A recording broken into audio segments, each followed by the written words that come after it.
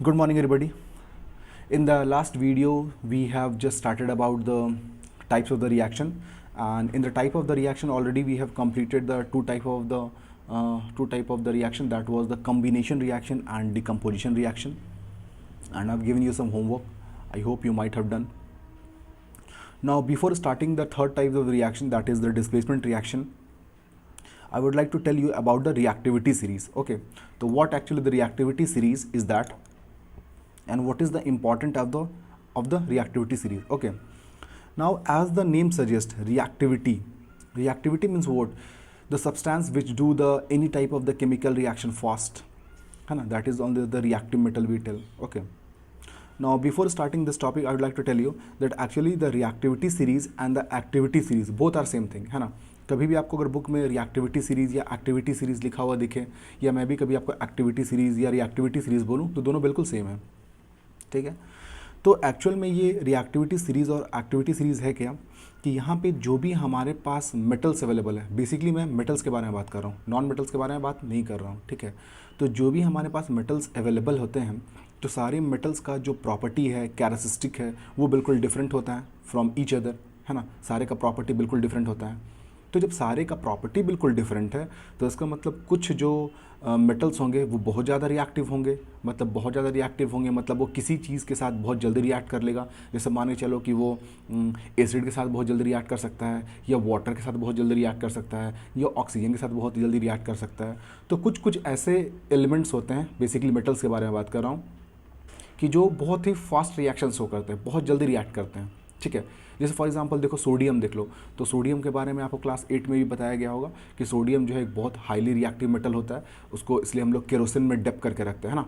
Kerosene को ऐसे normally हम स्टोर नहीं करते हैं. केरोसिन को हमेशा जो सोडियम है उसको हम नॉर्मली स्टोर नहीं करते हैं, उसको हमेशा हम लोग केरोसिन में डिप करके रखते हैं. क्योंकि जैसे आप सोडियम को बाहर निकालोगे एटमॉस्फेयर में, वो ऑक्सीजन के कांटेक्ट में आने के बाद तुरंत वो बर्न करने स्टार्ट हो जाता है, जलने लगता है. तो इसलिए हम लोग उसको केरोसिन में डुबा के रखते हैं, ताकि केरोसिन के अंदर में उसको बिल्कुल भी ऑक्सीजन नहीं मिलेगा और वो जल नहीं सकता है, ठीक है. वाटर में भी हम लोग डिप नहीं कर सकते, क्योंकि वाटर में भी ऑक्सीजन प्रेजेंट होता है. ओके, तो बेसिकली मैं ये आपको बताना चाहता हूँ कि कुछ कुछ जो हमारे पास जो मेटल्स होते हैं वो बहुत ज़्यादा हाईली रिएक्टिव होते हैं, और बहुत सारे मेटल जो होते हैं वो बहुत ही कम रिएक्टिव मेटल होते हैं, ठीक है. तो बेसिकली ये एक्टिविटी सीरीज़ या रिएक्टिविटी सीरीज़ क्या है, कि यहाँ पे जो भी हमारे पास मेटल्स अवेलेबल है उसको हम लोग अरेंज करते हैं डिक्रीजिंग ऑर्डर में, decreasing order of their reactivity, decreasing order of their reactivity. जो सबसे ज़्यादा रिएक्टिव मेटल है उसको सबसे टॉप में रखेंगे, जो उससे कम रिएक्टिव है उससे नीचे, जो उससे कम रिएक्टिव है उससे नीचे, और फिर ऐसे सीरियल वाइज, ठीक है. तो यहाँ पे देखो क्या मैंने डिफरेंशियल लिखा है कि it is a type of a series.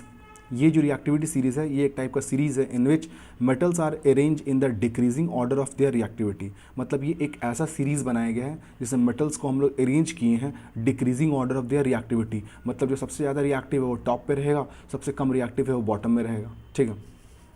Metal which is at the top is highly reactive, and metal which is at the bottom is least reactive. और ये सीरीज़ बिल्कुल कैसा है, जो सबसे ऊपर में होगा वो सबसे ज़्यादा रिएक्टिव होगा, और जो सबसे नीचे होगा वो सबसे लीस्ट रिएक्टिव होगा, ठीक है.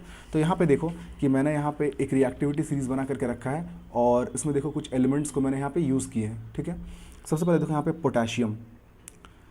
पोटाशियम के बाद sodium, calcium, magnesium, aluminium, zinc, iron, cobalt, nickel, tin, lead, hydrogen, copper, mercury, silver, gold, platinum, ठीक है. तो यहाँ पे देखो मैंने कुछ एलिमेंट्स के नाम लिख के रखे हैं, ठीक है. K potassium, Na sodium, Ca calcium, Mg magnesium, Al aluminium, Zn zinc, Fe iron, Co cobalt, Ni nickel, Sn tin, Pb lead, H hydrogen, Cu copper, Hg mercury, Ag silver, Au gold, और Pt platinum. Okay, अब यहाँ पे ध्यान दो आप ये कि यहाँ पे जो भी मैंने यहाँ पे मेटल्स के नाम लिखे हैं, तो हमारे पास तो सिर्फ इतने ही मेटल्स अवेलेबल नहीं, मेरे पास तो बहुत सारे मेटल्स अवेलेबल हैं, ठीक है. तो बाकी मेटल्स को हम लोग यहाँ पे प्लेस नहीं किए हैं, ठीक है. जो मेटल्स हम लोग फ्रिक्वेंटली केमिकल रिएक्शंस में यूज़ करते हैं, फ्रिक्वेंटली जिनका हमारा इस्तेमाल होता है, उनको ही मैंने यहाँ पे प्लेस करके रखा है. वैसे तो हमारे पास बहुत सारे मेटल्स हैं, तो सारे मेटल्स को हम लोगों ने प्लेस नहीं किया है. जिनका हम लोग यूज़ फ्रीक्वेंट ज़्यादातर केमिकल रिएक्शन में बहुत जल्दी करते हैं, या बहुत सारे केमिकल रिएक्शन में आपने देखा होगा कि उसको इस्तेमाल करते हैं, उन्हीं को मैंने यहाँ पर प्लेस किया है, ठीक है। और यहाँ पे देखो एक एरो बनाया है डिक्रीजिंग ऑर्डर, मतलब ऊपर से नीचे जा रहा है, तो ये इसका जो रिएक्टिविटी ऑर्डर है वो डिक्रीज़ कर रहा है, ठीक है। दूसरी बात एक और नोट करना है यहाँ पे कि यहाँ पे देखो सारे को मैंने बिल्कुल ऐसा लिखा है, बट एक नॉर्मल हाइड्रोजन है, इसको आप देखो एक स्क्वायर ब्रैकेट के अंदर लिखा है, और इसका कलर मैंने अलग से भी लिखा है, इसको मैंने ब्लू कलर से लिखा है, बाकी सारे का नाम जो है रेड कलर से लिखा है, ठीक है। तो यहाँ पे ये इसको थोड़ा सा स्पेशल मैंने टाइप्स दिया है, आप समझो क्यों, क्योंकि यहाँ पे जितने सारे एलिमेंट्स हैं वो सारे के सारे आपको बिल्कुल भी मेटल्स हैं, लेकिन यहाँ पे सिर्फ और सिर्फ एक हाइड्रोजन जो है यही बिल्कुल भी आपका एक नॉन मेटल है। तो बेसिकली डेफिनेशन में मैंने आपको क्या बताया था कि series in which metals are arrange, मतलब जिसमें मेटल्स को अरेंज किया गया। लेकिन आप ध्यान से देखोगे कि सारे मेटल्स हैं, लेकिन यहाँ पे हाइड्रोजन जो होता है बाबू वो एक नॉन मेटल होता है, हाइड्रोजन जो होता है बिल्कुल भी नॉन मेटल है। तो नॉन मेटल होने के बावजूद भी इसको हमने रिएक्टिविटी सीरीज़ में जगह दिया है। क्यों जगह दिया है? क्योंकि हाइड्रोजन एक ऐसा नॉन मेटल है जो कि बिल्कुल भी एक मेटल के प्रॉपर्टीज़ को शो करते हैं। मेटल्स का प्रॉपर्टी होता है कि they are the electron donor, वो इलेक्ट्रॉन को डोनेट करते हैं। क्लास 9th में मैंने बहुत बार बताया आपको कि जो भी हम लोग बॉन्ड्स के बारे में मैंने आपको पढ़ाया था, तो वहाँ बताया था कि जब भी हम लोग बॉन्ड का फॉर्मेशन करते हैं तो जो इलेक्ट्रॉन्स देते हैं वो सारे मेटल्स होते हैं, और जो एक्सेप्टर्स होते हैं वो नॉन मेटल्स होते हैं। तो हाइड्रोजन जो है ये एक ऐसा आपको नॉन मेटल है जो हाइड्रोजन जो है वो बिल्कुल भी इलेक्ट्रॉन्स को डोनेट करता है। इसीलिए आप देखो ज़्यादातर आप H+ लिखते होगे, H+, तो वो प्लस कैसे बना होगा? जब उसने अपने इलेक्ट्रॉन्स को डोनेट किया होगा तभी H+ आया। तो इसका मतलब हाइड्रोजन भी जो है वो एक मेटेलिक कैरेक्टर शो करता है, बीइंग अ नॉन मेटल। वो नॉन मेटल है लेकिन वो कुछ प्रॉपर्टीज़ मेटल के दिखाता है, इसलिए हम लोगों ने उसको रिएक्टिविटी सीरीज़ में बिल्कुल भी प्लेस किया है। ओके, तो ये था आपका रिएक्टिविटी सीरीज़। अब आता है डिस्प्लेसमेंट रिएक्शन, ठीक है। तो डिस्प्लेसमेंट रिएक्शन क्या होता है? देखो डिस्प्लेसमेंट, डिस्प्लेस करना, तो डिस्प्लेस करना, तो the reaction in which more reactive metal displaces the least reactive metal from its salt solution, ठीक है। देखो यहाँ पे मैंने यहाँ पे एक स्केलेटन रिएक्शन बना करके रखा है। यहाँ पे मेरे लिए कोई भी एक मेटल है, और यहाँ पे देखोगे कि यहाँ पे XY, यहाँ पे XY जो है यहाँ पे मेरे लिए कोई भी एक सॉल्ट है, ठीक है। मैं यहाँ पे इसको सॉल्ट लिख देता हूँ, सॉल्ट। और आपको पता है कि सॉल्ट में एक मेटालिक पार्ट होता है, एक नॉन मेटालिक पार्ट होता है, ठीक है। तो यहाँ पे मान के चलो कि ये X जो है ये मेरे को मेटालिक पार्ट है, ठीक है।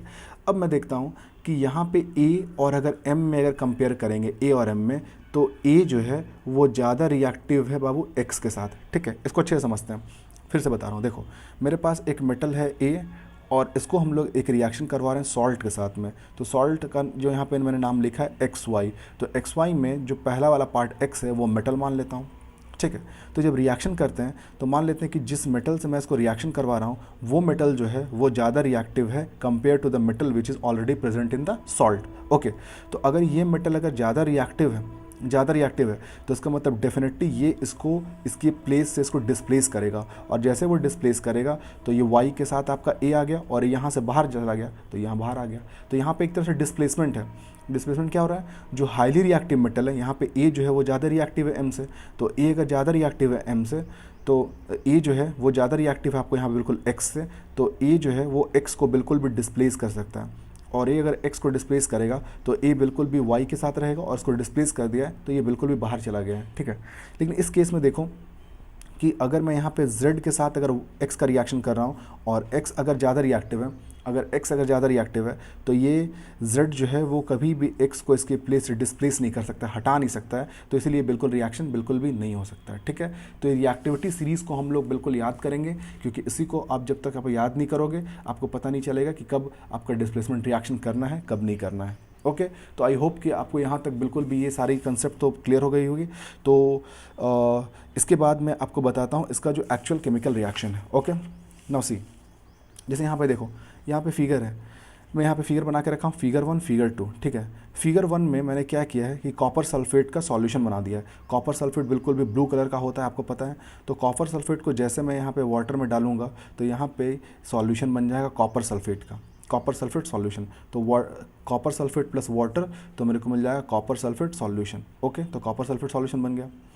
अब मैं इस कॉपर सल्फेट सॉल्यूशन बन चुका है, इसमें मैं डालूंगा आयरन नील। तो देखो मैंने यहाँ पर डाल दिया आयरन नील। तो जैसे हम लोग आयरन नील डालेंगे थोड़ी देर के बाद हम लोग देखेंगे क्या कि आयरन जो है यहाँ पे कॉपर सल्फेट, तो कॉपर सल्फेट में यहाँ जो कॉपर है ये बिल्कुल भी मेटल है, ठीक है। और यहाँ पे आयरन जो है एक दूसरा मेटल से रिएक्शन कर रहे हैं।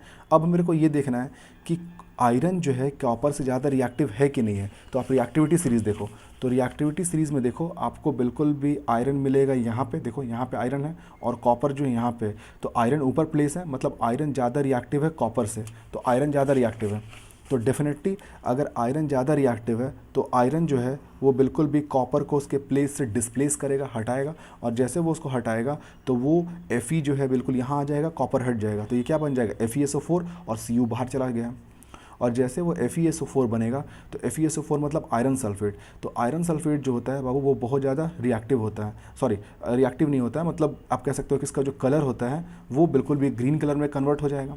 ठीक है, तो ये Fe जो है वो कॉपर को इसके प्लेस से बिल्कुल भी हटा चुका है। ठीक है, तो यहाँ पे बन चुका है FeSO4 है, FeSO4 का कलर बिल्कुल भी ग्रीन हो चुका है। तो यहाँ पे आपको डिस्प्लेसमेंट रिएक्शन देखने को मिल रहा है, because iron is more reactive than copper, that's why it is going to displace the copper from its position. Okay, no next, अगर ये रिएक्शन उल्टा होता कि अगर मैं FeSO4 का सॉल्यूशन बना करके रखता और इसमें मैं कॉपर डालता, तो आप देखो कि आयरन और कॉपर है, मैंने बताया कि आयरन जो है वो ज़्यादा रिएक्टिव है कंपेयर टू कॉपर, तो ये कॉपर जो है वो कभी भी आयरन को उसके प्लेस से डिस्प्लेस कर पाता, बिल्कुल भी नहीं कर पाता। तो डिस्प्लेसमेंट नहीं कर पाता, इसका मतलब यहाँ पे नो रिएक्शन, यहाँ पे रिएक्शन बिल्कुल भी नहीं होता, तो ये CaSO4 प्लस Fe बिल्कुल भी नहीं बन पाता, है ना।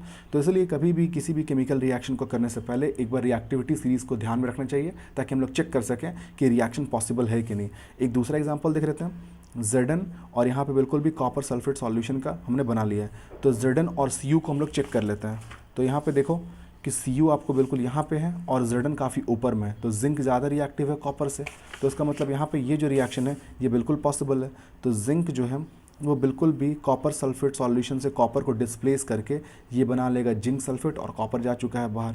ठीक है, वैसे यहाँ पे कैल्शियम और मैग्नीशियम देखो, कैल्शियम और मैग्नीशियम क्लोराइड भी एक सॉल्ट है और इसमें मेटल बिल्कुल भी मैग्नीशियम है, तो इसको हम लोग देखते हैं कि इसको हम लोग कैल्शियम के साथ कैसे रिएक्शन करवाते हैं। ठीक है, तो देखते हैं कैल्शियम और मैग्नीशियम में, तो कैल्शियम बिल्कुल एक जस्ट ऊपर प्लेस्ड है मैग्नीशियम से, इसका मतलब कैल्शियम ज़्यादा रिएक्टिव है, तो कैल्शियम ज़्यादा रिएक्टिव है तो डेफिनेटली कैल्शियम जो है वो मैग्नीशियम के उसकी पोजीशन डिस्प्लेस कर पाएगा और ये बन जाएगा CaCl2 कैल्शियम क्लोराइड, और यहाँ पे मैग्नीशियम बिल्कुल भी अलग हो चुका है।